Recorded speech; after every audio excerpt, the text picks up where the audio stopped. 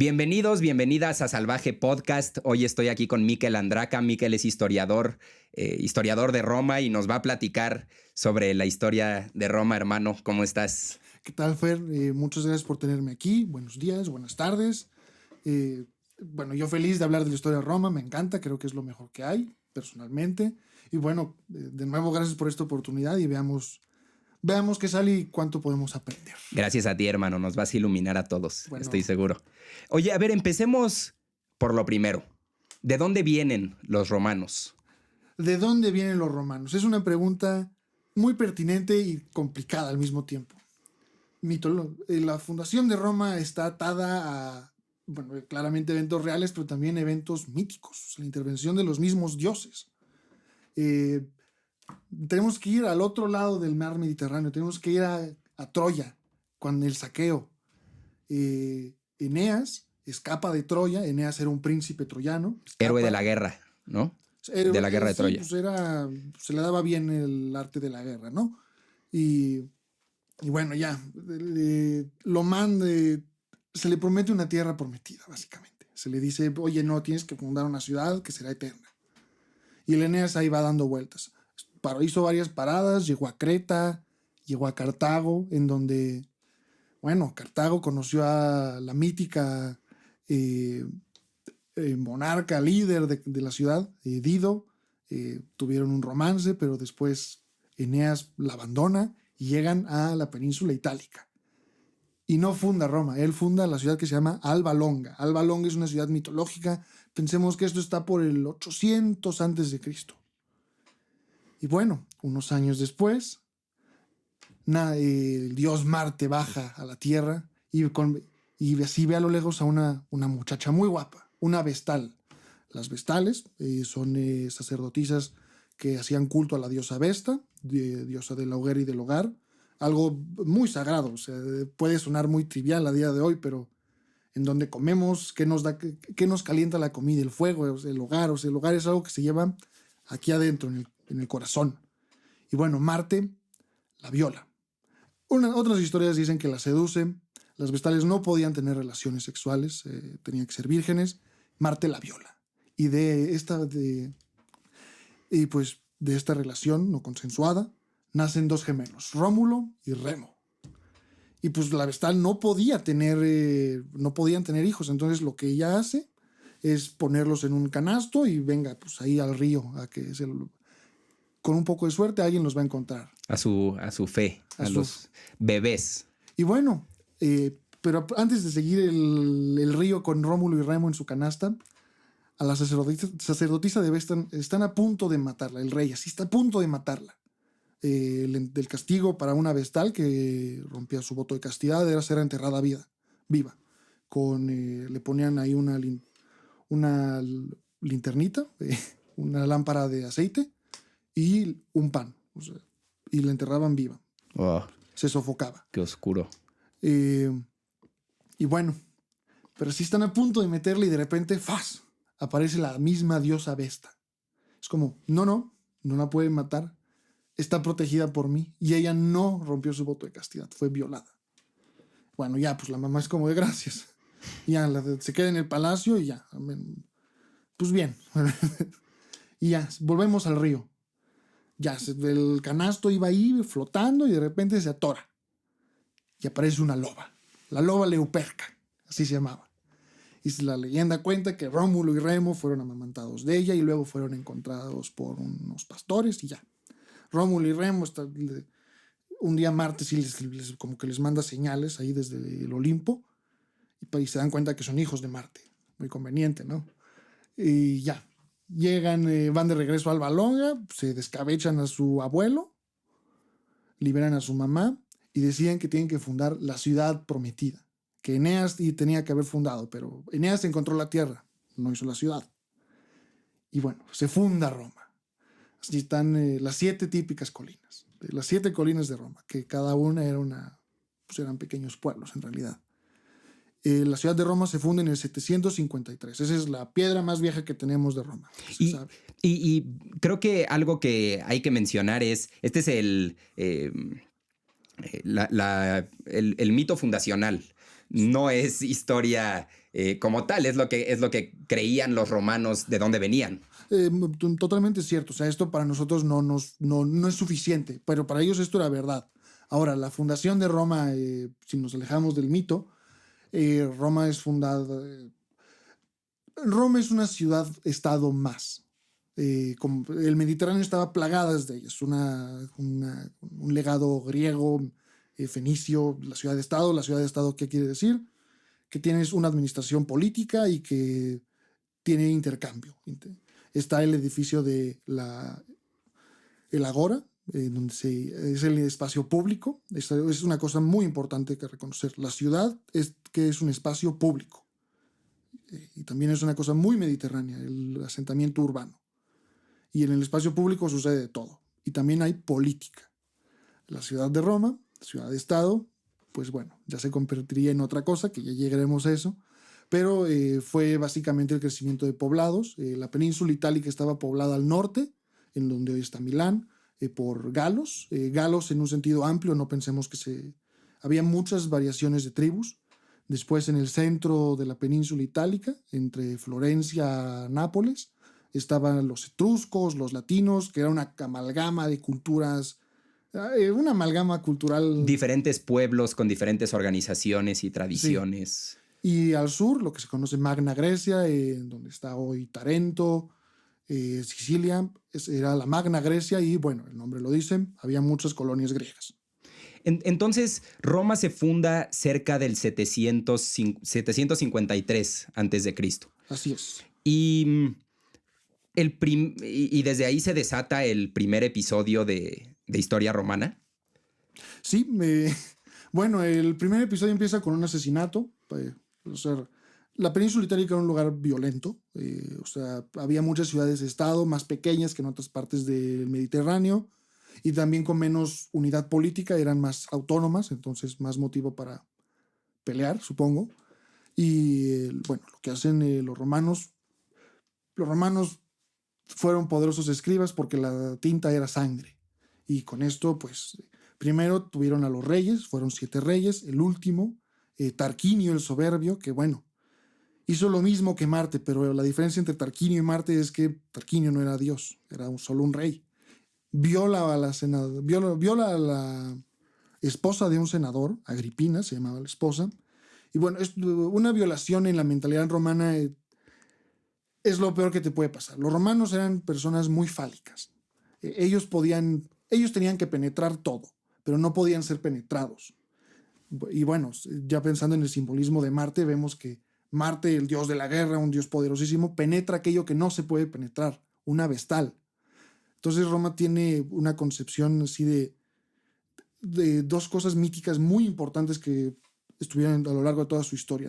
Casi que la violación está en el origen y al mismo tiempo es algo el gran tabú. No puedo ser yo el violado, pero voy a ser el penetrador. Uh-huh. Y esto es muy importante para los romanos. Bueno, Tarquinio el Soberbio peca de soberbio, viola a Agripina. Agripina se suicida porque también los romanos tenían este concepto de pudicitas y de virtus. Y pues si estás casado no puedes, estás prometido a un solo hombre. Y bueno, Agripina se suicida tristemente y ya la élite romana como que ya estaba muy, muy enojada porque los reyes no eran romanos, eran etruscos, eran de Alba Longa. Y ya, ahí la élite de la ciudad de Roma, no pensemos más allá, porque la ciudad de Roma y 20 kilómetros más allá de donde estaba el foro, pues ya es como se acabó. Matan a los etruscos, empieza una guerra.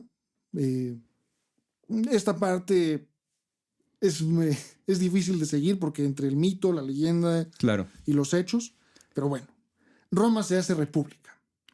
Y empieza el episodio de conquista parte 1. Asegurar la península itálica. Y a ver, nada más para recapitular. Del 753 al 509 a.C., más o menos, al 500 a.C., es la primera etapa de historia romana, que son los 7 reyes. Termina con este episodio de violación que enciende a a los romanos y que termina en una guerra civil. Después de esa guerra civil se funda la República Romana, en el 500 más o menos antes de Cristo. Sí, no sé si yo lo llamaría guerra civil o... seguro Roma estaba dentro de una liga, la Liga Etrusca, con Alba Longa como la ciudad de... Como la ciudad madre. La ciudad madre, y pues Roma se separa de eso. Y a ver, los etruscos no es como que no hayan hecho nada, pero tampoco se podía hacer tanto. Pues, claro. No había tanta gente. Y bueno, Roma es república. ¿Esto qué quiere decir? Pues los romanos crearon una aversión a la monarquía. O sea, no podía haber una persona con el poder. Y los romanos desarrollan esto que son las magistraturas. Por el mismo episodio. Por el mismo episodio, sí. De hecho, el primer cónsul de Roma fue Bruto. Ya veremos más tarde de otro Bruto, pero pues aquí vamos a poner un poquito de migajas.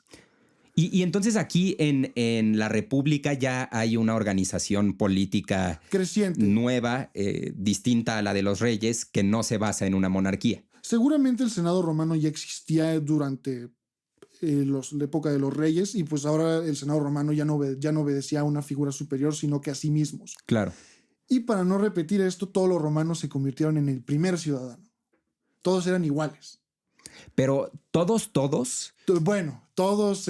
Los patricios. Los patricios, la élite, aunque también la sociedad romana estaba muy bien delimitada, pero también permitía bastante movilidad en ciertos contextos.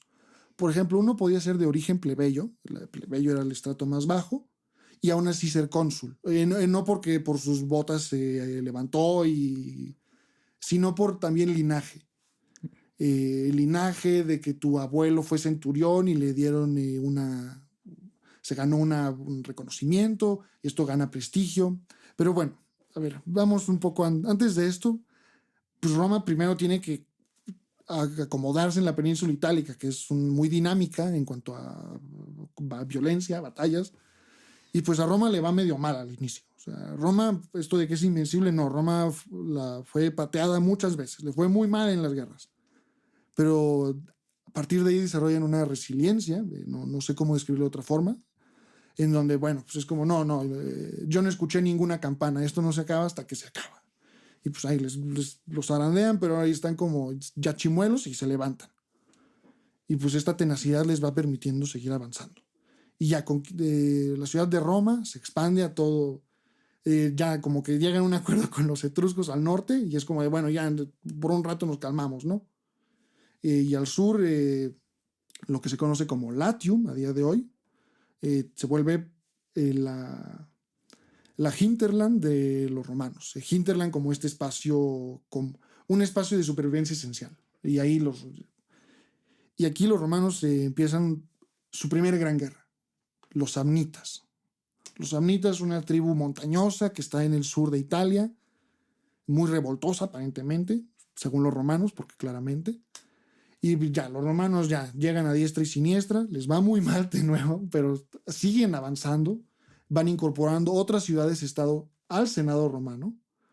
La ciudad de Capua, que era la segunda ciudad más importante de la península itálica, se une a Roma, esto a partir del 300 a.C., y Roma sigue creciendo y creciendo. O sea, entra en una etapa de expansión. De expansión en la península itálica, que puede parecer muy poco, pero pensemos que desde el 500 hasta el 300 Roma primero sedimenta su territorio esencial, y después sedimenta su misma, cómo se entendían ellos ahí, cómo se veían a sí mismos. Se organizan como sociedad, organizan el asunto político. El Senado, porque después sucedió algo que se llama como el conflicto de las órdenes. Esto por el 400, 300, es una cosa muy confusa, en donde, porque los patricios eran los únicos que podían llegar al poder, pero después los plebeyos están como, no, pues yo también quiero llegar al poder. Y aparentemente todos los plebeyos tomaron sus mochilas y se fueron de Roma.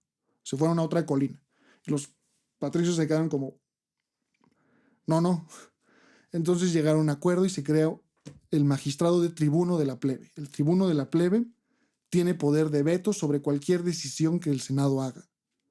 Y también tiene veto sobre el cónsul. El cónsul es, pensémoslo de forma contemporánea, un presidente que solo dura un año y había 2 cónsules. Era la oficina más...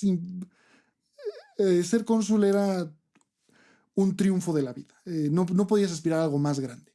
Ser cónsul una vez, eres increíble. Ser cónsul 2 veces, eres Dios en la tierra.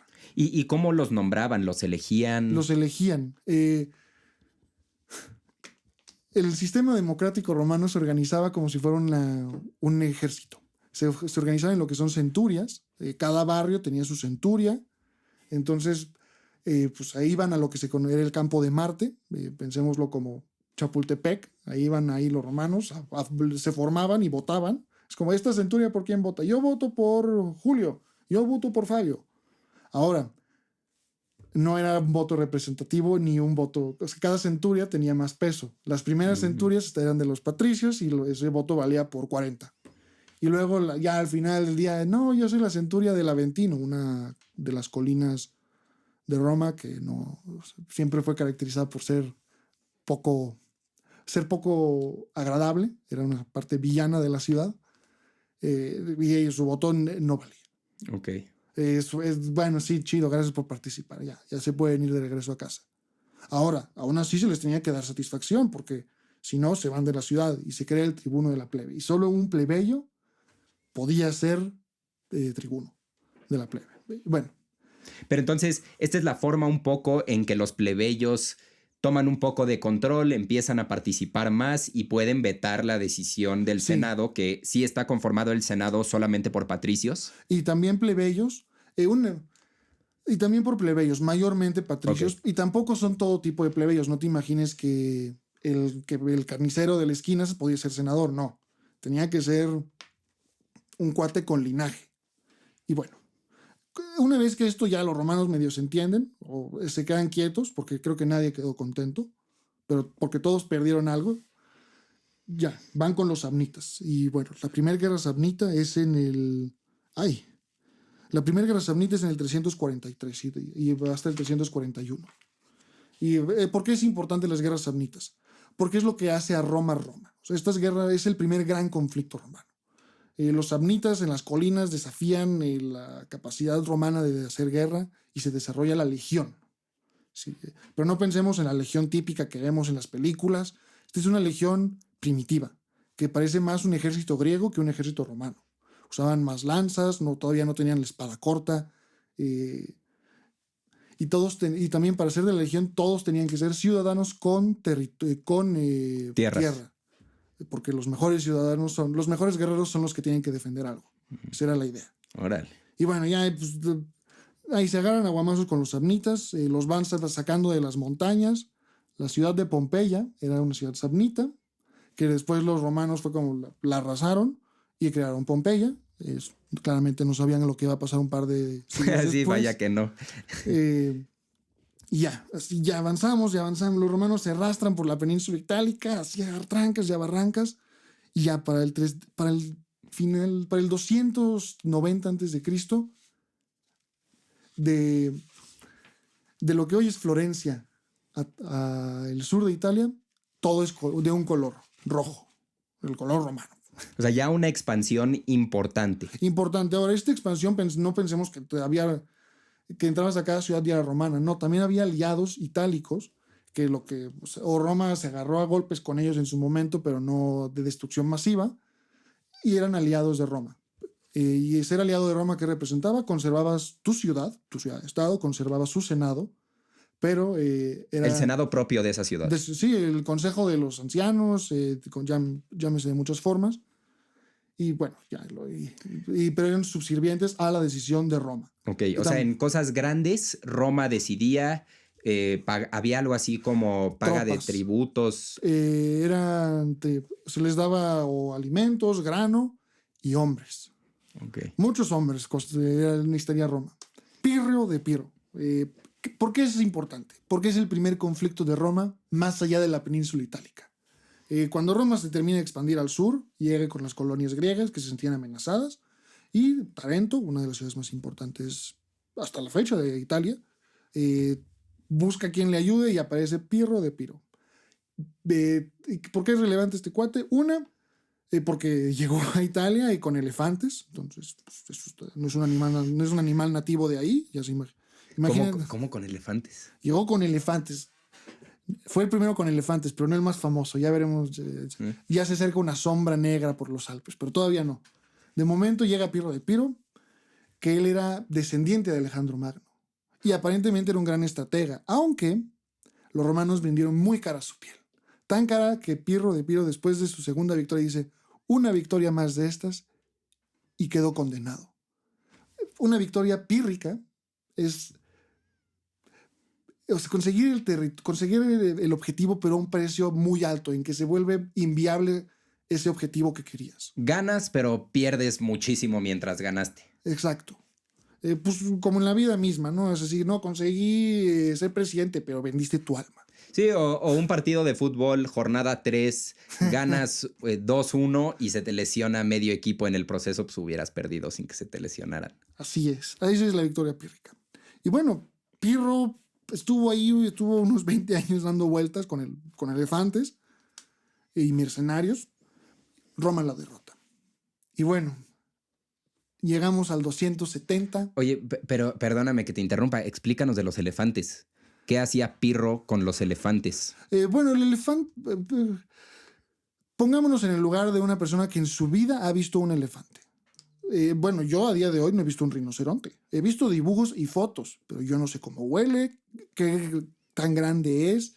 Ahora imagínate que no hay fotos, hay descripciones nada más. Los romanos no eran muy visuales en el sentido de mapas o ilustraciones. Eran muy descriptivos. Te dicen, es una cosa alta, gris, que hace sonidos horribles.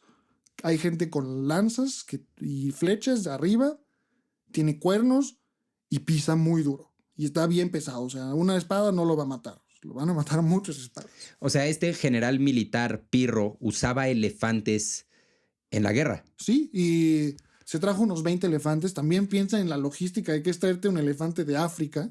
Pachydermus pandemonium, una especie ya extinta de elefante, que los tenías que sacar de África, llevarlos en barco a Epiro o a Italia, y luego pues usarlos para pelear. Y los tienes que tener muy bien cuidados, bien alimentados, adaptarlos al clima.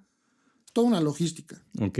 Entonces, Roma quería conquistar Tarento. Tarento y la conquista. Y Tarento contrató a Pirro. Trajo a Pirro para hacer la defensa. Sí, y después se unieron otras colonias griegas, pero Tarento era la más importante. Y bueno, Roma vende tan cara su piel que gana. Y después de 200 años, la península itálica es suya. Solo queda al norte el Valle del Po. El Valle del Po, donde está Milán, Venecia.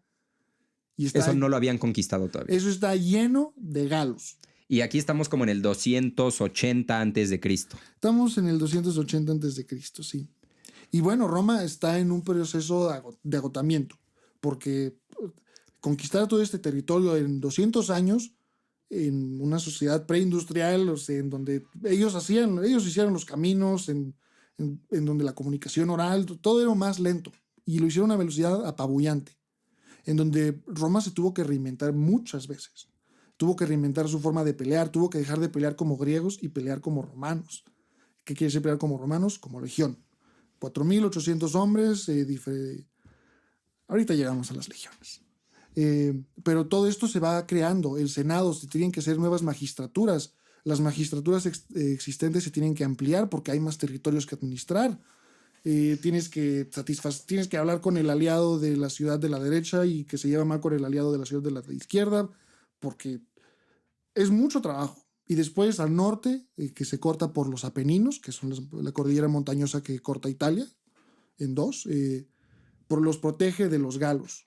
Que los galos hasta hace unos siglos atrás, saquearon la misma Roma, la quemaron en el 387. Pero ahora estamos en el 280 y Roma es victoriosa. Es una victoria absoluta en este sentido.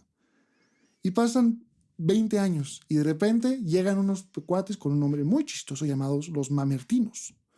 Los Mamertinos, ¿quiénes eran? En pocas palabras, unos revoltosos que estaban en Sicilia, que eran mercenarios. El rey de Siracusa les dice como, bueno, váyanse, ya no quiero su servicio. están muy tristes al respecto. Se van a otra ciudad que está en la punta de Sicilia que conecta con Italia, así es, donde la bota toca la isla. Y Mesina, perdón. Y pues así les dice, oye, ¿me puedes dar refugio por unos meses? Sí, solo pórtate bien. No se portaron bien. Mataron a todos los hombres y se quedaron con las familias. O sea, muy mal. Tache guarache. Y los de Mesina contactan a Cartago. Cartago era la superpotencia mediterránea. Cartago, una ciudad fundada por fenicios, que todo el Mediterráneo occidental que quiere decir norte de África, Francia, el sur de Francia, Hispania, buena parte de las islas mediterráneas de Córcega, Cerdeña y Sicilia, más Malta y los otros pequeños atolones. Todo esto conocía a los fenicios de Cartago. Navegantes muy buenos. Ellos cruzaron los pilares junto con los griegos, cruzaron el estrecho de Gibraltar y no pensemos que eran barcos. Estos no eran barcos, estos eran galeras. O sea, esto te va muy bien para cruzar un mar tranquilo, pero unas olas altas no te la aguanta. No te la aguanta y piensa que no hay brújula, ni siquiera hay un timón como a día de hoy. Cruzar el mar en ese entonces era de locos. Y bueno, los mamertinos le dicen a Cartago, ayúdame a sacar los nobles de Mesina le dicen a Cartago, saca a los mamertinos. Y los mamertinos le dicen a Roma, oye, ¿por qué no vienes? Y así los romanos están como de, ¿qué hacemos? O sea, es que esto está muy bien, no se puede negar. Además, los mamertinos eran mercenarios de la península itálica. Pues Roma se lanza y Cartago también se lanza. Y empieza la primer guerra púnica. Y bueno. Aquí los personajes principales, así ya abstrayéndolo mucho, son por un lado los cartagineses, Cartago, que es la potencia del Mediterráneo, sí. Y por el otro Roma, que está en un proceso de expansión agresiva. Roma era una potencia regional, Cartago era una potencia reconocida a lo amplio y ancho del Mediterráneo. Okay. Y bueno, esto es como un Star Wars, esto es como el choque de fuerzas. Es un conflicto épico que dura 200 años, 150 años. ¿Y por qué épico? En la misma proporción. Para empezar, pongamos en el lugar de los romanos primero. Tú has peleado en tierra y te has probado ser bastante eficiente en pelear pues en la tierra. Pero en tu vida te has lanzado al mar y de repente te enfrentas contra una cultura, una ciudad claramente más adinerada que tú, mucho más reconocida, con una habilidad marítima notoria, y aún así es como de, pues yo creo que sí la hacemos. Y bueno, se lanzan. La lucha en Sicilia es sangrienta, es violenta, es cruel, es agónica en todos los sentidos. De hecho, cambió el ecosistema de Sicilia, porque los romanos mandaban, y los cartagineses mandaron soldados, y los cultivos, los bosques se deforestaron para hacer fortificaciones. Se cambió la geografía de la isla, aunque no de forma tan drástica. Esto los romanos luego lo harían más adelante. Pero el epicentro de la primera guerra púnica es Sicilia. Es Sicilia y el mar que rodea Sicilia. Los romanos, la leyenda cuenta que así de repente una galera cartaginesa encalla y está en suficientes buenas condiciones y los romanos copian el diseño. Porque los romanos no saben navegar. No sabían ni navegar. O sea, veían el agua y seguro ni nadaban. Uh-huh. Y bueno, pues la copian y hacen 150 barcos. Y bueno, Publio Cornelio Escipión, Asina se llama, así lo vamos a conocer, Asina, porque quiere decir burro, ya veremos por qué se gana el título de burro, es el primer comandante de flota. Le va fatal, lo hunden todos los barcos. Romano. Sí, los romanos pierden. Y aún así los romanos, otra vez, quiero otra flota. Y se lanzan. Y esta vez hicieron lo que se llama un corbus. Un corbus es un puente que ponían en la galera, porque si no podían superar a los cartagineses en habilidad marítima, iban a hacer la lucha en términos que los romanos sabían que podían ganar. Entonces se encargaron de llevar la lucha cuerpo a cuerpo a las galeras. Adentro de las galeras. Entonces tienes tu barco y tiene un puente, y cuando te acercas lo suficiente, cae y te lanzas con todo. Y pues los romanos comienzan a vencer al Cartago. Y después los romanos también viendo que la conquista de Sicilia, que está llena de ciudades-estado amuralladas, puede tardar mucho. Y entonces es como, ¿qué hacemos? ¿Qué hacemos, chicos? Vamos a conquistar Cartago. Cartago misma. Roma no solo se lanza a Sicilia, se lanza a otro continente, a África. Con el cónsul Régulo se lanzan a la conquista de África. Al noreste africano. Sí, en lo que hoy es actual Túnez. Y ¿Esa bueno, era la capital de Cartago? Cartago era, sí. Ok. La ciudad de Cartago, además, una ciudad aparentemente espectacular, con un... si pueden, busquen imágenes. El puerto de Cartago era circular, tenía acceso por dos lados y podía albergar a 100 barcos que estuvieran protegidos de los elementos porque estaba techado y los podían poner en dique seco. O sea, era una obra de ingeniería masiva. Y bueno, se lanzan los romanos ahí con 80,000 legionarios. O sea, no nada, un número muy cuantioso. Llegan, empiezan a saquear. Es una región muy rica que no había visto conflicto en mucho tiempo. Entonces, hasta la persona más desgraciada tenía oro. Y bueno, los romanos lo están haciendo llover. Y ya, siguen avanzando y avanzando y avanzando. Según el historiador Tácito de los romanos, se enfrentaron a un mismo dragón. O sea, así de mítico es este conflicto. Es toda exagerada, ¿no? La historia romana contada por los historiadores romanos. Todas las historias son exageradas. Es política y mítica y complicado de descifrar. Es complicado de descifrar, pero también no querían escribir historia en nuestro contexto. Ellos escribían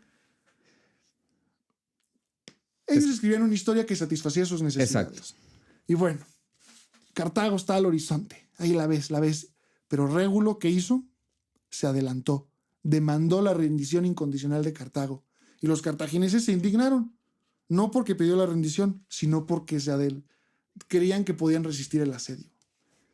Y contratan a un mercenario de Esparta. Y pues los espartanos son famosos por una cosa en particular, que son excelentes guerreros. Este espartano, Jantipo, horrible nombre, les dice como, a ver, ¿por qué pelean tan mal? ¿Por qué tienen que escoger el territorio tan mal? Los cartagineses peleaban muy mal, pero Jantipo los organiza. Les dicen, ustedes tienen elefantes, los elefantes van hasta enfrente. Usen a sus mercenarios, los ponen atrás de los elefantes y su caballería numida.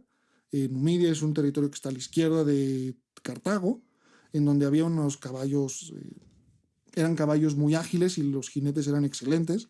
Úsenlas, o sea, desarbolen a los romanos, déjenlos dando vueltas sobre sí mismos.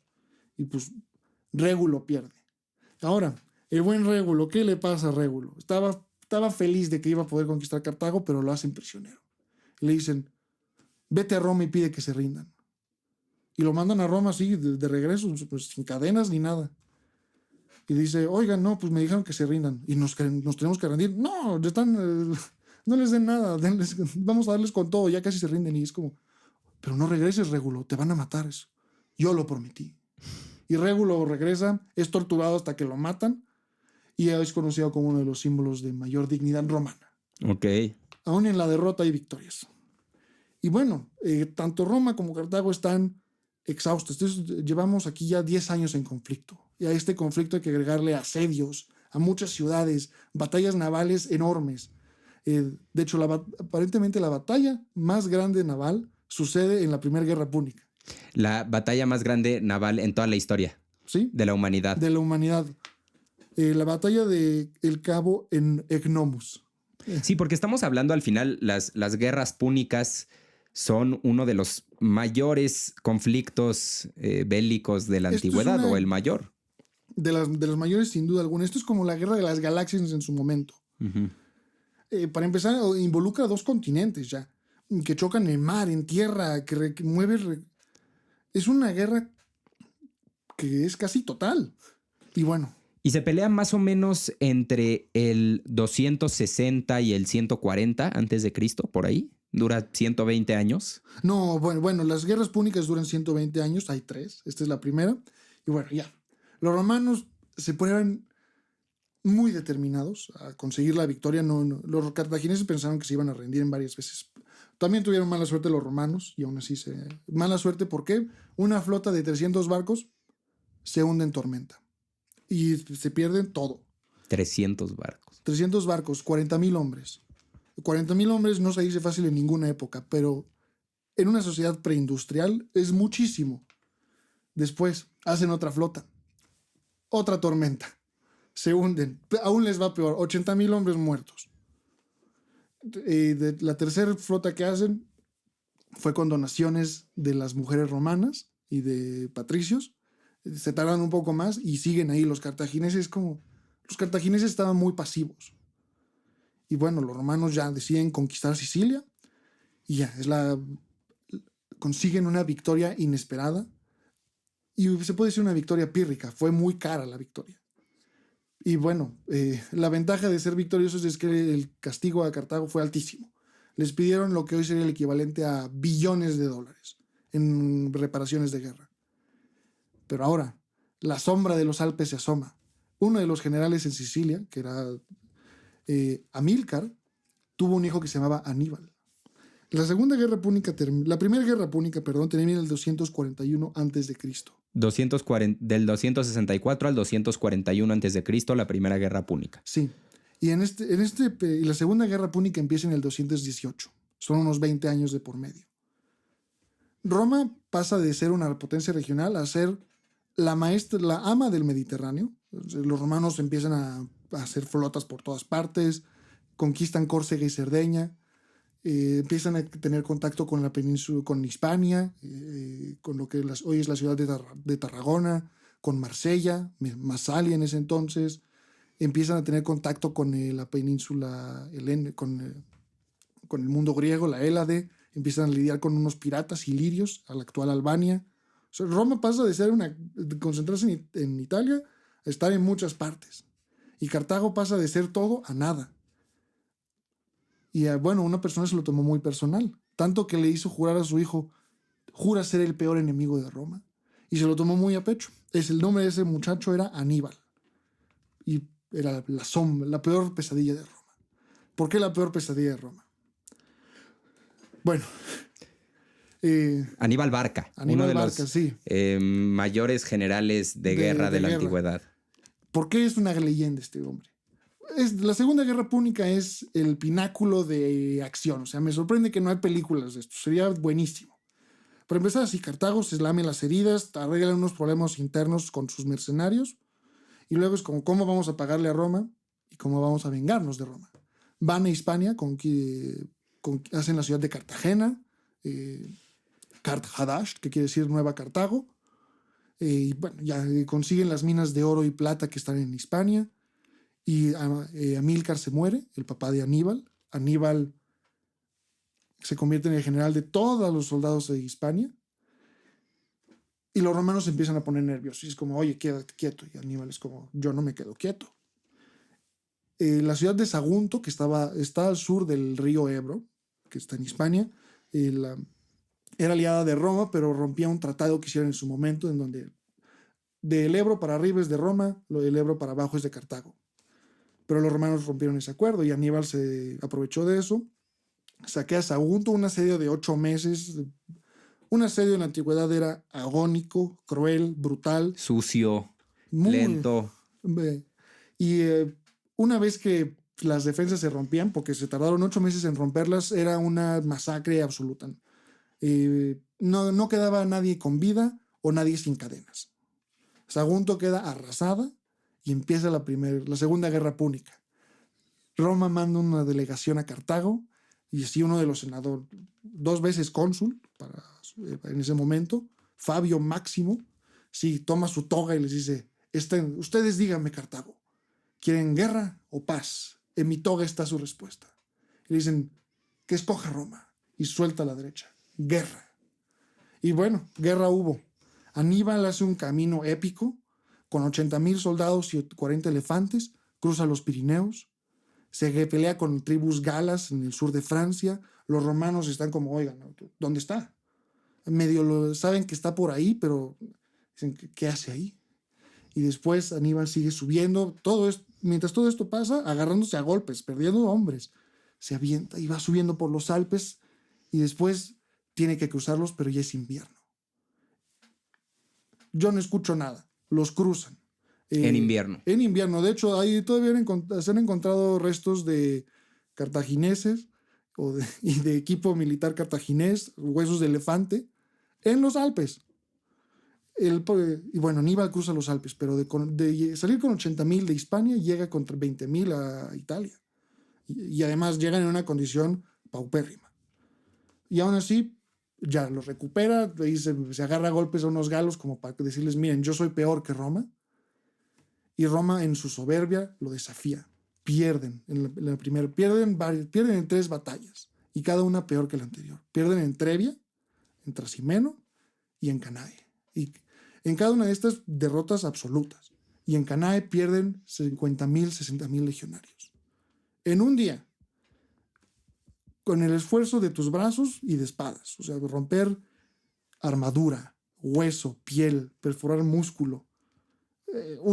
Se cree que más de 2 toneladas de sangre cayeron en el campo. Fue brutal. La derrota era absoluta. Aníbal espera que Roma se rinda. Roma no se rindió. Roma fue yo no escucho la campana. Habían perdido todo. Habían perdido en el periodo de 3 años 100,000 hombres. Y aún así, Roma se lanza. Y bueno, como Cartago tenía a Aníbal Barca, Roma tendría a Publio Cornelio Escipión, conocido como Africanus. Aparentemente un muchacho muy guapo. Todos los creen que estaba guapísimo, así de que te quedas nervioso. A sus 17 años se quiere vengar por la muerte de su papá, que murió en Hispania. Los romanos tenían un ejército ahí y fueron traicionados. Escipión aparece por ahí. En 4 años hace lo que no se había logrado nunca: vencer a ejércitos de Cartago en terreno abierto, conquista Cartago Nova y expulsa a los cartagineses de la provincia de Hispania. Algo que no se podía imaginar previamente. Era un territorio que llevaba más de 20 años en manos cartaginesas, y Escipión, con sus miradas seductoras y su habilidad militar, lo saca de ahí. Regresa a Roma y dice, volvamos a Cartago. Si hay que pelear en Cartago, no en Italia. Todos están como, quédate quieto, chico.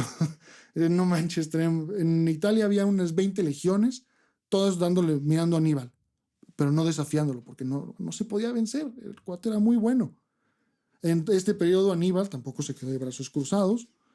Fue saqueando ciudades, conquistó Tarento, y le mandaron refuerzos por ahí, le mandaron elefantes que no sirvieron de mucho, pero... Ciudades ya cercanas a Roma. Muy cercanas. De hecho, Aníbal, en una maniobra, trata de engañar a los romanos de que va a asediar Roma para que pueda conquistar Capua. Los romanos no caen en su trampa, es de las pocas veces en donde no cayeron en su trampa. Y bueno, al final se quedaron tanto con Roma y con Capua.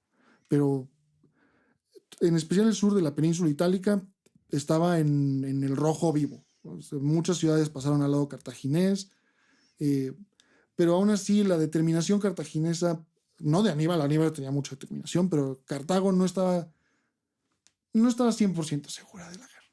Solo Aníbal. Y Aníbal estaba solo, y un solo hombre puede llegar tan lejos. Mientras que Roma, todos. Ideas diferentes, pero un objetivo: ganarle a Cartago. Y a Escipión regresa a Roma, ahí con Fabio Máximo, el que tenía la toga, le dice, mira, Fabio, está chido defendernos, pero también tenemos que pelear. Mándame acá, déjame ir a Cartago, mándame 2 legiones. Y le dicen, no, solo tienes voluntarios y te quedas con los sobrevivientes de Canae, de esta masacre, esta obra maestra militar, en donde en un día murieron 50,000 romanos. Los sobrevivientes fueron desterrados a Sicilia, ahí a un páramo, y Escipión llega, los entrena, los mueve, desembarca en África, está 2 años ahí, se hace amigo de los númidas, del rey Masinisa, aunque después se deja de ser amigo porque Masinisa estaba enamorado de una cartaginesa que parece ser que estaba guapísima, de que Escipión parece ser que tuvo sus pormenores, hombre casado por cierto. Y bueno, Masinisa ya es como, sí, me caen mal los cartagineses, pero me caes mal tú, pero ya, acabemos esto. Y llega la batalla de Zama. Es como si Lázaro Cárdenas se encontrara con con Hernán Cortés. Pues pongámoslo así.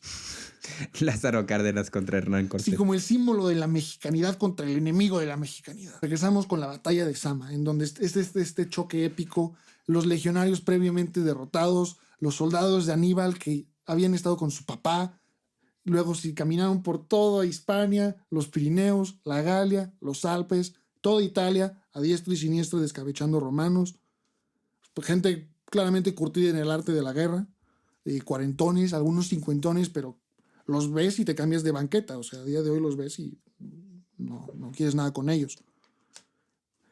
Y bueno, la batalla sucede. Y además, la primera batalla a campo abierto, además, si una planicie, no había colina en ningún lado, solo el enemigo enfrente y los elefantes. 40 elefantes. Se lanzan los elefantes. Era la primera vez que pasaba esto, que un ejército desafiaba a otro ejército que tuviera elefantes. Y sí, los elefantes se acercan y los romanos están ahí temblando, pero pues, ni modo, se la creen. También llenos de venganza y ganas de acabar el conflicto. Y si cuando los elefantes están a punto de chocar, se abren las legiones y los dejan pasar. Y mientras tanto, los pobres elefantes, solo hay que pensar en el sonido, de los gritos de dolor del pobre bicho, los hacen puercoespines. Les llueve lanzas, piedras, y ya. Pasillo de la muerte. Pasillos de la muerte. Ya, pobrecitos elefantes, la neta. Y unos se regresaron e tuvieron el impacto contrario a lo que querían los cartagineses. Regresan y ahí se agarran con los romanos, con los cartagineses, perdón. Matan unos cuantos y ya, pues, les hacen como, ya, eres libre. Y bueno, pues nada más, de repente empezó la batalla, se agarran durísimo, dura todo el día. Además, imagínate, sí, en el verano, sol africano, qué calor, además. Todos pensamos que las batallas son bonitas y que duran poco. No, esto duraba mucho y ni siquiera te enterabas de qué pasaba. Los cascos, tanto de los cascos están hechos para que te protejan y no te distraigas. Los romanos no podían ver a los lados. O sea, su casco impedía que vieran a los lados. Solo puedes ver enfrente. A lo mejor escuchas que parece que están desollando a tu amigo de toda la vida, pero no puedes ver. Como caballos. Muy bien, como caballos.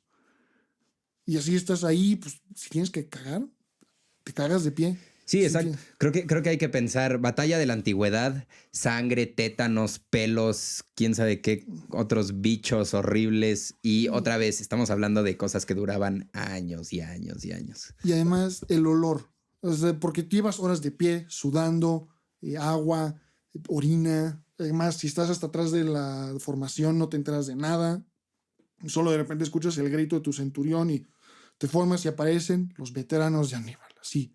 Llevas horas peleando, tienes cortes en brazos y piernas, estás sudando, se acaba de morir tu primo y tu mejor amigo, estás enchiladísimo y te parece es como Thanos, te parece un objeto invencible. Y aún así los romanos se lanzan. Y empiezan a retroceder. Los romanos habían estado avanzando todo el día, pero Aníbal había separado su ejército en 3 capas. La última de ellas siendo sus veteranos. Y los veteranos de los veteranos. Y empiezan a retroceder los romanos. Parece que van a perder. Y de repente se escucha así en el fondo. Tron, tron, tron, tron. La caballería, como película. La caballería ahí se habían estado peleando con los cartagineses, pero resulta que la caballería cartaginesa, inferior en número, los estuvo engañando como para alejarlos lo más posible. En maniobras perdidas en el tiempo, los romanos logran vencer a esa caballería y regresan y golpean por la espalda a la infantería veterana de Aníbal. Se acaba la Segunda Guerra Púnica. No el conflicto más largo, pero definitivamente el más sangriento y el más consecuente, porque Roma no solo estuvo en guerra con Cartago. Cartago se había aliado con el reino de Macedonia, no tan poderoso como en los tiempos de Alejandro Magno, pero aún así un enemigo formidable. Roma fue lanzada al mundo de forma inamovible. No podrías regresar a pensar en Italia. Roma ya estaba en todas partes. Tenía legiones en Hispania, tenía legiones en Grecia, en África, y de ahí no saldría. ¿Y más o menos qué año estamos hablando aquí? La batalla de Zama sucede en el 201, y la Segunda Guerra Púnica termina en el 201. Antes de Cristo. Antes de Cristo. Entonces, para el 201, la República Romana alcanza su mayor momento de expansión hasta entonces. Es una potencia regional, mundial, y está fuertísima después de haber ganado la Segunda Guerra Púnica. Y es una máquina muy engrasada porque pese al desgaste, ahora tenía legionarios muy curtidos. Claro, que sabían pelear en el mar. O sea, de todo ya. Y Roma se lanza a Grecia.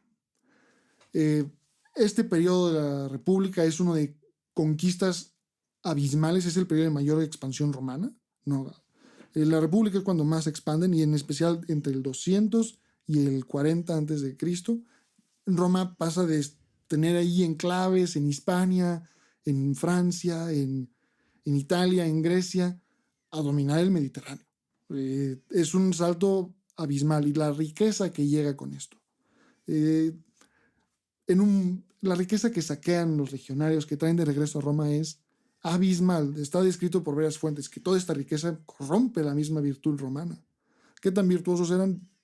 Bueno, nosotros los criticamos, pero ellos eran muy virtuosos.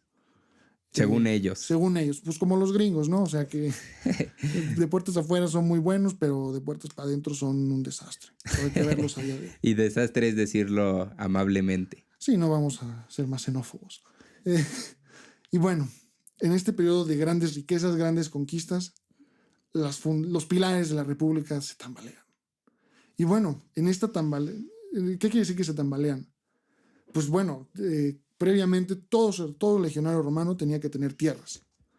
Ya no hay suficientes tierras. Primero porque Aníbal, en los 20 años que estuvo dando vueltas en Italia, quemó todas las granjas que encontró, y pues mucha gente huyó a la ciudad, perdiendo sus propiedades. Después, los patricios, con toda la riqueza que llega de todo el Mediterráneo, se compran unas villas, latifundios se llamaban, ¿sí? Larguísimos, y ni siquiera eran trabajadas por ciudadanos romanos, por esclavos, porque al esclavo no le pagas.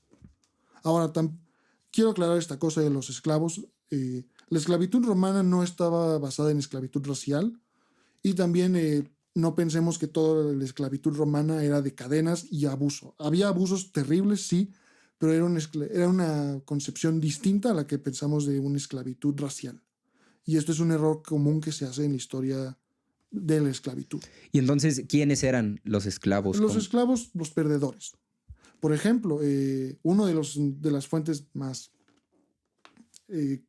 a las que más les creemos a día de hoy, Polibio, él fue esclavo, prisionero de guerra esclavo de la familia de los Escipiones, del victorioso Africanus.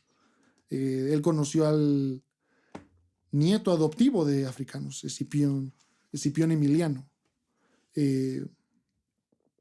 No es para nada decir que la esclavitud es buena, ni mucho menos, yo no creo esto, pero es importante explicar la esclavitud romana y no pensar que es esclavitud moderna. Exacto, no era racial, se definía por quienes perdían, eran esclavos, y luego, ¿cómo salías de ahí? ¿Que la única forma era por la fuerza?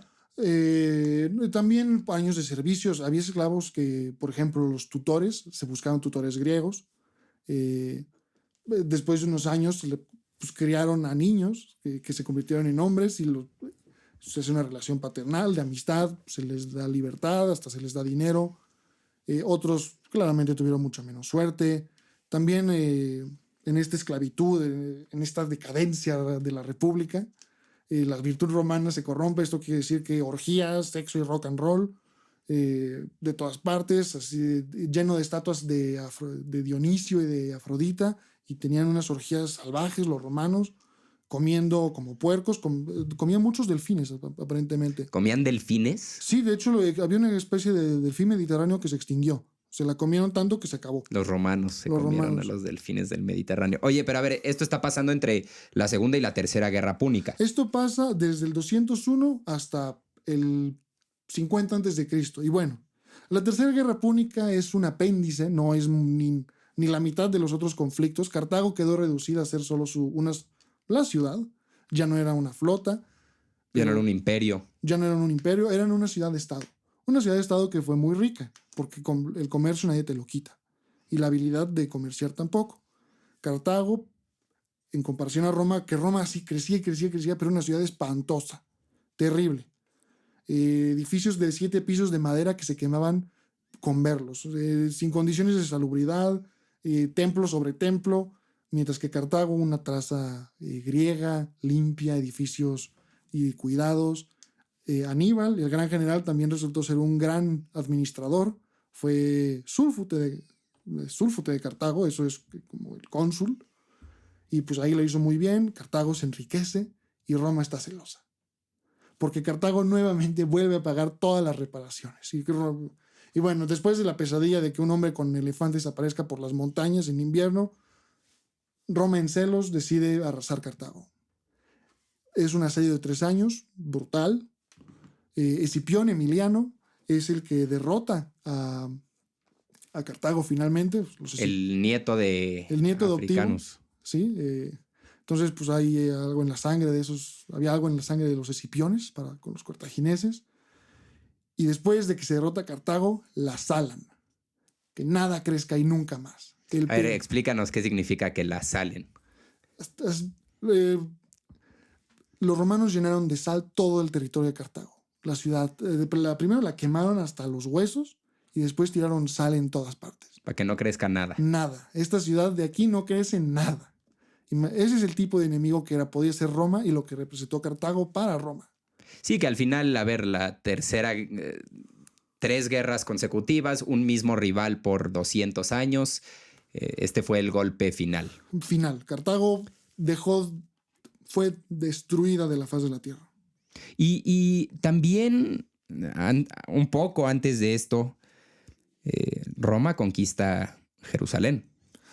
Bueno, la conquista de Jerusalén parcial. Van derrotando al imperio Seleucida. Era una de las facciones que salió del gran imperio de Alejandro Magno. Y los problemas en la tierra del Levante serían más relevantes en unas décadas. Pero se acercan a Jerusalén, la conquistan, no de forma directa, pero sí empiezan a pactar con los reyes judíos. Aparece un tal Herodes, que fue muy longevo el muchacho. De hecho, el que conquista pone el estandarte romano en el Levante, se llama Pompeyo el Magno, Pompeyo el Grande. Y bueno, pero me adelanto un poco. Llegamos aquí. Roma tiene orgías, destruye ciudades, es invencible, conquista a Grecia, empieza a llegar a todo lo que hoy es la península de Turquía, ya tiene contacto con Egipto. Egipto, un reino muy reducido, pero una tierra mítica. Solo vean las pirámides, las vemos hoy. Hay algunas personas que creen que hay aliens ahí. Entonces, ciertamente hay mucho misticismo en esa tierra. ¿Qué parte del mundo no conocía Roma? Y ahora el mundo era su ostra y querían hacer la suya. Y vaya que lo hicieron. Pero al coste de corrupción en las magistraturas. Roma se convierte muy corrupta. Hay grandes riquezas y enormes pobrezas. Y después aparece de repente otra sombra en los Alpes. Bárbaros, teutones, cimbrios, suevos. Nombres muy temerosos, que durarían toda la historia de Roma. Y a los romanos ahí se espantan mucho y tienen que sacrificar la tenencia de la tierra para derrotar a estos cuates. ¿Qué quiere decir sacrificar esto? Los legionarios ya no tienen que tener tierra. Se les da tierra después de su servicio. Ahora todos los plebeyos que estaban ahí como desahuciados en las ciudades, se les puede emplear como soldados. Esto cambia drásticamente la fundación del ejército romano. Porque ahora ya no son leales a un estado, son leales a un general. Porque el general es el que les tiene que conseguir salario, tierras, comida. Y bueno, ahora es el tiempo de los grandes generales. Escipión, con toda su gloria, era más pequeño que el Senado. Pero después de esto, Pompeyo, un tal Julio César serían mucho más grandes que el Senado. Y bueno, llegamos a el siglo I antes de Cristo. Roma está en este periodo de transformación profunda, donde de conquista, de expansión. Y bueno, después de derrotar a los suevos, los cimbrios, que los agarraron por sorpresa, Roma vuelve a mirar a sí misma y se encuentra con muchas facciones, mucha disidencia entre los patricios en el mismo Senado, la búsqueda por el poder absoluto, incluso si ellos no lo veían así en ese momento, estaba tomando lugar. Los romanos eran todos iguales, pero si vas a ser igual, vas a ser el primero. Era una competencia constante entre los romanos. Igualdad en nombre, pero en realidad yo soy el primero de todos. Y esta competencia se hizo más y más tenaz, y conforme el poder de Roma se expandió, también la capacidad de poder de un romano individual. Y bueno, llegamos al 60 a.C. Sí, una época convulsa, donde hubo proscripciones, que quiere decir proscripciones, que familias patricias desde la fundación de Roma son borradas de la faz de la tierra. aparecen nuevas clases, aparecen nuevos patricios. Y bueno, en esta época encontramos a los grandes nombres, ¿no? Es como la época dorada del hip hop y del rap, ¿no? Es como en lugar de Tupac tenemos a Cicerón, tenemos a Catón, tenemos a Julio César, así nombres que te ponen nervioso. Es como, uff, qué nervios. Y todos estos están compitiendo, les guste o no. Cuando uno lee a Cicerón es un chillón. Además, es un chillón, pero era un chillón muy listo. Catón era un viejo lesbiano y Julio César era un cabrón. Un viejo lesbiano. Y Julio César era un cabrón. Y bueno, ya te imaginas el contexto. Y a esto hay que sumarle muchos otros romanos que hoy no nos acordamos de nombre, pero directo, pero eran igual de desgraciados. Y bueno, ya con Julio César, pues la familia de Julio César, la gens Julia, perdón, descendiente de Venus, o sea, una familia muy... qué mejor mito fundacional que venir de una diosa. Una familia muy acomodada. Una familia acomodada venida menos, pero aún así, qué mejor formación que la de decir que vienes de tu descendencia es de dioses. Old money venido a menos, pero sí riqueza muy antigua. Muy bien dicho, sí. Y bueno, esto es la familia de Julio César. La familia de Julio César. Julio César nace en el 100 a.C. y bueno, va creciendo, fue raptado por piratas, esto por el 80, 70 a.C., porque cuando hicieron todas las proscripciones en el 80, una de esas familias era que la de Julio César, y pues ahí lo mandaron por patas a que escapara. Lo mandaron a Grecia, aparentemente tuvo sus amoríos. También es acusado de que tuvo relaciones homosexuales con el príncipe de Pérgamo y que Julio César era el pasivo. Si hubiera sido el activo, qué bueno, se lo merecía el otro, pero como no, Julio César muy mal. Según la cultura romana de la época. Y luego lo raptan piratas, regresa a Roma y hubo casi un golpe de estado, la conspiración de Catilina, que Cicerón detiene. Cicerón, un gran estadista romano, abogado, un sujeto interesante por sí mismo. Y bueno, Julio César aparentemente tenía algo con Catilina, algo en el sentido político. No sé si se dan sus besos, eso ya es de ellos, ¿no? Está perdido en la historia. Y bueno, Julio César estaba en una posición débil, pero era una persona muy habilidosa, como aquí nuestro anfitrión. Y Julio César convence a la persona más rica de Roma y al mejor general de Roma en el momento, la persona más rica siendo Craso, Lucio Licinio Craso, y el mejor general, Pompeyo Magno, para que se alíen en una alianza llamada Triunvirato. Era secreta esta alianza, pero bueno, después de un rato se era muy evidente que tenían un pacto. Julio César fue de, miren, yo me encargo de hacer que todos nos beneficiamos. Tú haces cosas por él y por mí, yo hago cosas por ti y así. Una relación simbiótica que tenía fecha de caducidad, porque el poder, pues, uno quiere todo el poder y no puede compartirlo. Y bueno, César es cónsul, un año muy polémico consularmente, porque hace lo que es una reforma agraria. Roma estaba llena de campesinos, de gente desahuciada, mucha pobreza, mucha hambruna. Roma tenía la amenaza constante de hambruna, y una ciudad de 500,000 de habitantes en donde más de la mitad no tienen recursos, es mucha gente que necesita comida. Y si no tienen garantía de esto, es como Mad Max. Entonces, sí, Julio César es como... Tampoco pensemos que lo sea por motivos alturistas, era un populista Julio César. De hecho, la facción de Julio César eran los populares, así se conocía. Hace una reforma agraria, entre otras cosas, pero polémica, ¿por qué? Porque el otro cónsul, Marcos Lucio Bíbilo, pobre hombre, o sea, si hay un premio a ser mediocre, tendría que tener el nombre de esa persona. El cónsul al mismo tiempo que Julio de César, Julio César. Sí. Tenemos que recordar que hay dos. El cónsul de Julio César en el 59 a.C. Y bueno, ahí está el pobre Bíbilo, lo lincharon en público cuando estaba usando su derecho de veto consular. Tocar un cónsul en forma agresiva, pena de muerte. Y Julio César se salió con ello. O sea, encandiló a la plebe, y no me refiero a plebe en una forma despectiva, así se conocía la plebe, era la denominación del extracto bajo romano, plebe, plebs urbana, en el caso de Roma, y muchos Bueno, pues al pobre de Bíbilo le aventaron, está escrito, le aventaron caca. El pobre hombre, y después se quedó enjaulado en su casa todo el año. Pero Por oponerse a Julio César. por querer oponerse a Julio César. Pero Julio César era muy habilidoso. Y bueno, Julio César, después de su consulado, se consigue una triple gobernatura. En realidad era una doble, pero el gobernador, pues, de una de esas provincias se muere. No tuvo nada que ver Julio César. Se muere de viejo o de un accidente. Y Julio César se vuelve gobernador de 3 provincias. Galia Transalpina, Galia Cisalpina e Iliria. Esto todo está al norte de Italia.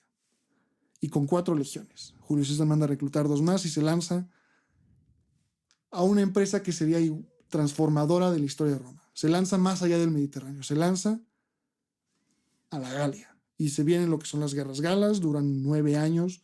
Y sangrientísimas. Así de... Algunas personas dicen que es un genocidio. El genocidio galo. Yo no sé si es un genocidio, pero una masacre, sin duda alguna, es muy cruel, en donde los romanos lentamente se van afianzando en un territorio inhóspito. De hecho, hay algunas descripciones de Julio César, las guerras galas. Si quieren leer así algo divertido, léanlas. Julio César, así, cuando cruza el Rin, el primer romano en cruzar el Rin, llega a lo que hoy es la Selva Negra. Y por primera vez ve un alce y un ciervo. Esos animales no los habían visto en su momento los romanos. Julio César lo describe como un buey muy grande con cabeza de cabra. Descripciones muy tiernas a nuestros ojos, pero muy tiernas. Pero a nuestros ojos, pero en su momento es como ver un unicornio. Si hoy viéramos un unicornio, quién sabe qué haríamos. Claro. Julio César vio un unicornio que era un alce. Y bueno, en esto Julio César ahí pues, está diestra y siniestra matando galos. Aparece el gran líder Vercingétorix. Y Vercingétorix hace una resistencia heroica, pero al final pierde en una sede, en lo que es la batalla de Alesia. Esto en el 53 a.C. ¿Sí? Y bueno, la batalla de Alesia es muy famosa porque es así como el pináculo de qué tan creativos eran los romanos, su versatilidad y flexibilidad.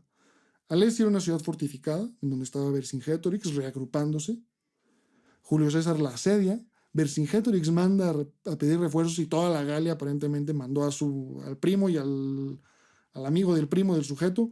Todos mandaron a todos. Una hueste bárbara tremenda. Y había unos 40,000 legionarios que llevaban 8 años peleando en territorio inhóspito. Y entonces Julio César hace otra muralla que protege el campamento que asedia a Alesia. Entonces es como está preparado para atacar a Alesia y para defenderse de las fuerzas del exterior. Y bueno, en una serie de 5 días, así, bárbaros por la derecha, bárbaros por la izquierda, atacan por todos lados. Los romanos resisten con sus fortificaciones, sus máquinas de asedio. Y bueno, la Galia es desangrada hasta la rendición. La última acción de Julio César en la Galia, en un lugar que hoy se llamaba Uxuloduno, hoy ya no existe por lo siguiente. La última acción de Julio César en la Galia fue destruir una ciudad y cortarles todas las manos a los habitantes y dejarlos en el bosque. Y termina con estos grandes rivales de la historia romana, los galos.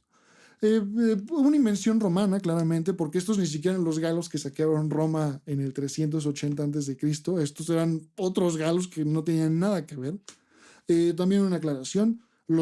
Cuando decimos galos es un común, es para describir una región, pero los galos nunca se vieron como un singular colectivo.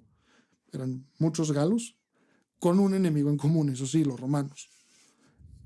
Julio César derrota a los galos, se alía con galos y bueno, su mandato como cónsul, como gobernador está terminando.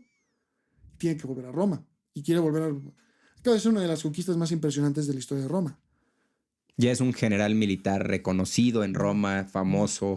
Famosísimo. También mientras Julio César andaba cabalgando por la Galia, nos cruzó el Rin, una empresa fantástica. El Rin es un río muy caudaloso además. También cruza a Britania. Britania, un lugar de fantasía. No sabían ni que era una isla. Creían que era un lugar de grandes riquezas, con gente rarísima que se pinta de azul, que grita, raros. Pues como hasta la fecha, pero otro tipo de raro.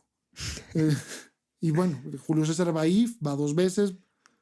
No se sabe muy bien qué quiso lograr, pero que cautivó la imaginación romana en sus crónicas lo hizo. Y bueno, ya veremos más tarde a Britania, pero ese es el tipo de romano que era Julio César. Un cuate que se lanza a la Galia, a Germania, a Britania, que conquista, derrota. O sea, un romano implacable. Y en todo esto consigue victorias. Sus legionarios creen en él ciegamente. Y tiene que regresar a Roma, pero después de su año consular tan polémico, le quieren hacer un juicio. Regresamos con Julio César después de su victoria sobre la Galia. A ver, esta victoria que representa, para empezar, Roma se ha expandido más allá del Mediterráneo, por primera vez. O sea, la Galia conecta con el Atlántico, con esta tierra rara en Britania, hay un río que es el Rin, y del otro lado hay una gente bien rara, más rara que los galos, que estaban locos. Y bueno, Julio César regresa a Roma. Quiere regresar a Roma.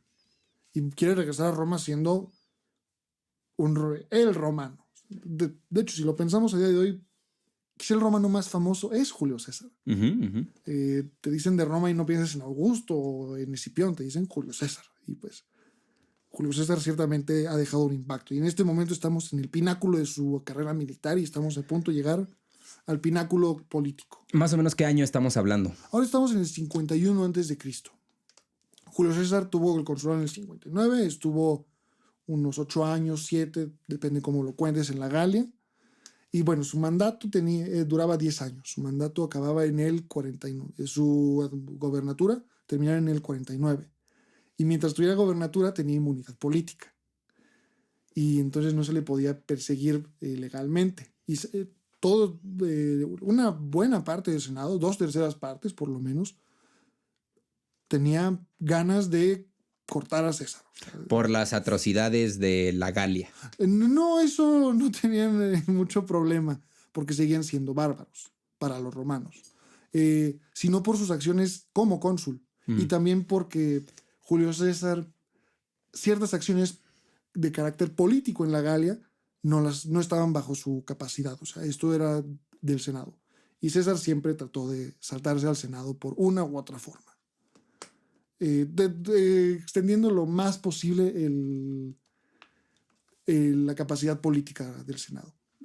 Bueno, ya Julio César está entre negociaciones con el mismo Senado. Julio César tiene 40,000 legionarios fervientemente enamorados de él. Están perdidos por él. Es un cuate que les ha llevado por un mundo nuevo y les ha dado riquezas y muchas promesas que tienen que encargarse de que se cumplan, porque Julio César les dice: yo les daré tierras, pero tengo que seguir estando a cargo. Y ahora están en una negociación. Julio César no podía regresar a Roma con ejército. Si regresaba a Roma era como un ciudadano privado. Porque regresar con ejército sería tomado como que quería tomar Roma. Un golpe de estado. De hecho, ningún general, pocas veces se había marchado sobre Roma, un mismo romano. Había antecedentes, pero aún así era una acción impensable. Era un crimen contra la humanidad. Un poco como marchar sobre el Capitolio en el 6 de enero. Claro. Sí, la idea es cuando un general va y termina una campaña y conquista o somete a cierto pueblo, tiene que separar al ejército. Disolver al ejército, o se le tiene que dar una dispensación particular que le da derecho a triunfo. Cuando hoy pensamos en la ceremonia de los Juegos Olímpicos, que son así espectaculares, shows, ahí viene la Taylor Swift, palidecen en comparación a un triunfo romano. Un triunfo romano es algo que te acuerdas para el resto de tu vida. Es el pináculo militar de un general romano. Imagínate que México conquista Guatemala, ¿no? El Peje se hizo general, conquista Guatemala y trae todas las riquezas de Guatemala y hace un triunfo que dura 2 días y trae prisioneros de guerra, trae recreaciones de batalla en carros, trae armas que usaban los combatientes, muestra todo el oro que consiguió. O sea, imagínate poner un carro con todo el oro de una conquista. Eso brilla mucho. Y no te olvidas. Y después dan pan, dan comida, se hacen banquetes públicos. Es algo inolvidable. Julio César quería esto y también quería volver a ser cónsul para poder confirmar sus conquistas, darle tierra a sus legionarios y encargarse de que no lo persiguieran políticamente. ¿Y eso era legal, ser cónsul más de una vez? Sí, pero tenían que pasar 10 años, porque la aversión a ser rey seguía. Y a Julio César ya le decían, quiere ser rey, quiere ser rey, quiere ser rey. Bueno, Julio César trata de negociar, el Senado no cede. Ambas partes, si lo ves a día de hoy, tenían sus argumentos. Pero bueno, a Julio César se le hace el Senatus Consultum Ultimum, que es la última consulta del Senado. Ahí no se necesita una mayoría absoluta, se necesita una mayoría parcial, el 51%. Creo que lo dije bien. Pasa y se hace Julio César enemigo del Estado. Y esto suena en papel muy simple, pero imagínate ser enemigo del Estado. Y la ley decía, se le invita a todos a hacerle daño a él o a amigos y a familiares suyos. Todas sus propiedades se pueden tomar por cualquier ciudadano romano. Se darán recompensas al que lo lastime. O sea, ¿En serio? Así. Algo muy severo. Como la fatua. ¿Has oído Sí, la fatua? Muy bien. Y Julio César es esto. Ahora, con 40,000 legionarios a tus espaldas, pues tampoco te sientes muy desprotegido. Cruza el denominado Rubicón, un riachuelo que de hecho hoy ya no existe. Era que marcaba la delimitación territorial política de donde terminaba la Galia Transalpina, perdón. Cisalpina. Cisalpina es antes de los Alpes. Una de las regiones que gobernó. Sí, en donde él ahí estaba haciendo la parte administrativa, porque como estuvo en la Galia, también estuvo en lo que hoy es Francia, también estuvo haciendo mucho trabajo de administración. Todos los inviernos regresaba a la provincia romana a hacer administración, a encargarse de suministros, a decir, no, necesitamos otra región, lo que sea. Cruza el Rubicón. Y bueno, está el famoso dicho de la suerte está echada. Cruza el Rubicón con su ejército. Con una fracción de su ejército, con la Legión 14ª. A los amantes de la serie de HBO de Rome, a los que no la han visto, véanla. Es como una serie previa a Game of Thrones. Tiene su encanto, unas cosas están bien, otras están mal, pero encanto tiene. Lo hace muy bien en cómo cruza el Rubicón y ya, pues Roma entra en pánico. César ha cruzado el Rubicón. Y su antaño amigo, de hecho un familiar, porque hubo un acuerdo matrimonial ahí, Pompeyo Magno, Pompeyo el Grande, se convierte en el general a derrotar. El Pompeyo tenía el apoyo del Senado, mientras que Julio César tenía el apoyo de su ejército. Perdón que te interrumpa. Julio César, muy parecido a Napoleón, sale, hace campañas, hace conquistas y de repente regresa y busca tomar el poder doméstico. Es decir, está buscando tomar el poder de Roma. Aunque ya lo había tenido, solo quería volver a tenerlo de una forma que hoy diríamos anticonstitucional. Distinto, Napoleón es una buena comparación, pero también es una comparación peligrosa por las particularidades. Yo te diría que Julio César es César, es incomparable. Y bueno, marcha sobre Roma, el Senado huye a Grecia, y César se encuentra en una situación delicada. La provincia de Hispania, donde Pompeyo hizo su nombre, es leal a Pompeyo. Grecia es leal a Pompeyo.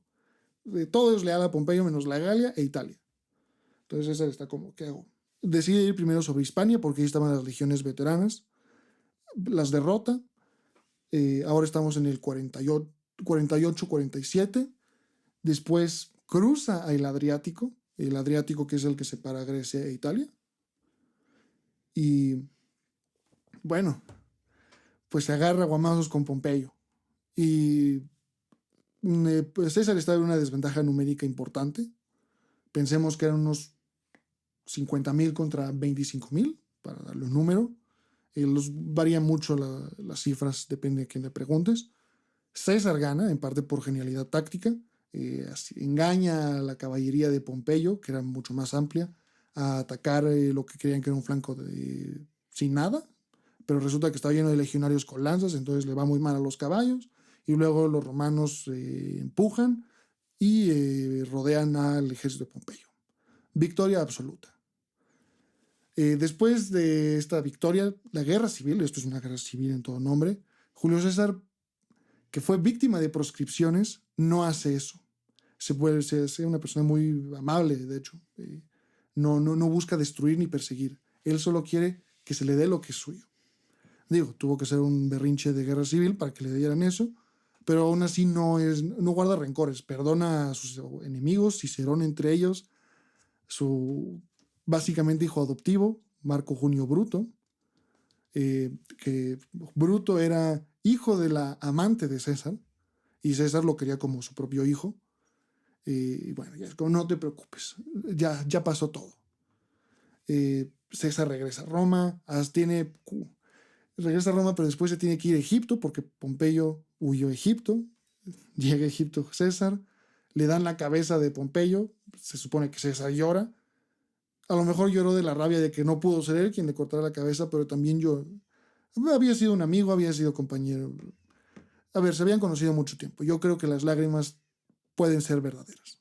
Y también César se enoja mucho porque Pompeyo era un magistrado de Roma y fue decapitado como si nada. Entonces César decide intervenir en la guerra civil que había en Egipto.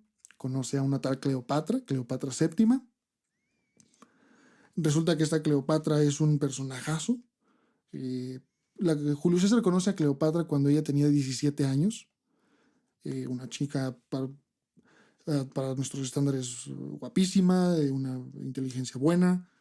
Y también Julio César, pues bueno, no cantaba mal las rancheras. También pues ahí la Cleopatra lo vio y dijo, mira, estará viejito, pero es listísimo, es ambicioso, se ve que sabe lo que hace en la hora del lobo. Y pues se enamoran, se dan sus besitos. Cleopatra se embaraza y nace un tal Cesarión, hijo de César, o pequeño César. Después César ahí está, pues, se la pasó muy bien en Egipto, aparentemente estuvo un año ahí, un periodo muy estresante de guerra civil, pero después en un crucero del amor en el Nilo. La verdad suena muy relajante, además ver las pirámides. Con Cleopatra. Con Cleopatra. Qué rico. Y después, noticias. El hijo de un tal hijo de Mitrídates. Mitrídates fue un enemigo de Roma formidable, descendiente también de Alejandro Magno, según decía él. Su hijo está haciendo desmadre en lo que hoy es Turquía. Julio César toma un par de legiones, se va a Turquía, arregla rápido y ahí dice, yo vine, vi y vencí, porque se arregló todo en una batalla. Ahora estamos por el 45-46. Regresa a Roma, su mejor amigo, un amigo que lo conoció, que seguramente tuvieron el mismo tutor, Líbelo se llamaba, quizás no digo bien el nombre ahora, se me va. Él lo acompañó todos los años en la Galia, pero cuando empezó la guerra civil, su amigo se va del lado de los leales a la República, por así decirlo. Y resistió, él se sintió muy traicionado por César. Y en Hispania, de nuevo en Hispania, organiza una guerra civil. César convence a sus legiones de una vez más.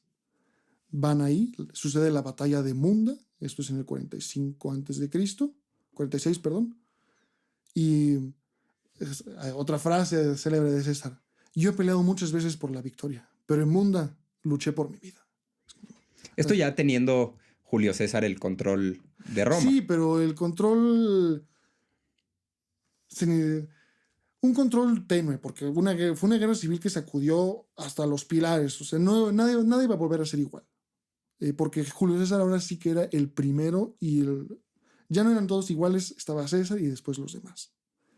De hecho, Julio César, en una tradición romana llamada la Lupercalia, que es al inicio de febrero, celebrar la primavera, pues ahí unos romanos bonitos y mamados ponían pieles de lobo y se ponían pieles de cuero y pues corrían desnudos por la ciudad y daban como azotes suaves a mujeres para celebrar que llegaba la primavera y que la fertilidad, lo que sea. Y Marco Antonio, general de Julio César en ese momento, así también se disfrazó también de lobito y traía una corona. Y aparece con Julio César y se la da. Julio César dice que no. Entonces, Julio César, tú quieres ser rey, ¿verdad? Tú eres rey, tú quieres ser Rex. Yo no soy Rex, yo soy César. Y de ahí viene la palabra de César también. Uh-huh. Julio César hizo que su nombre fuera título de rey o César. Sí. ¿Y cómo ese impacto, cómo logró ese impacto histórico trascendental? ¿Por qué el romano más famoso es César? ¿Por qué se les empezó a decir Césares? ¿De dónde viene eso? Eh, bueno, César no logró, porque en el 44 es apuñalado, aparentemente 23 veces apuñalado, y solo de esas 23 puñaladas, 4 fueron mortales. César no lo logra, pero ciertamente generó todo el contexto necesario para que Roma no pudiera volver a ser la república. O sea, la república estaba agónica. Si de por sí ya estaba antes de César, con César nada iba a ser igual. Digo, al final llevamos en un periodo, hablando de un periodo de decadencia de 200 años. Así es, las guerras púnicas que lanzaron a Roma al Mediterráneo la cambiaron para siempre. Y bueno, César es apuñalado. ¿Y por qué se les llama Césares a los demás? Perdón, hablemos más de ese episodio. ¿Qué pasó? Sí, bueno, es todo un episodio.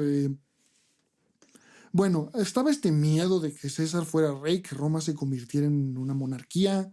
Esto conceptualmente para los romanos era brutal, era algo que le tenía miedo. Un rey, no, nunca, ya se había tenido y fue muy mal. Es como si hoy viniera Maximiliano III de Habsburgo y instauraron el tercer imperio mexicano. Para nosotros sería, no, los romanos por esa misma línea.